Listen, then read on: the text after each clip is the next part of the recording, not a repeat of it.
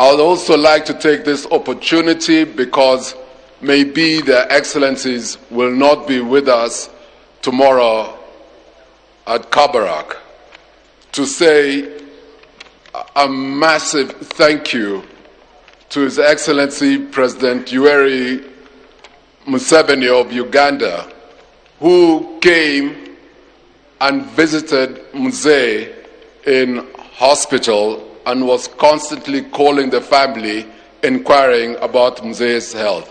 Asante Mzee.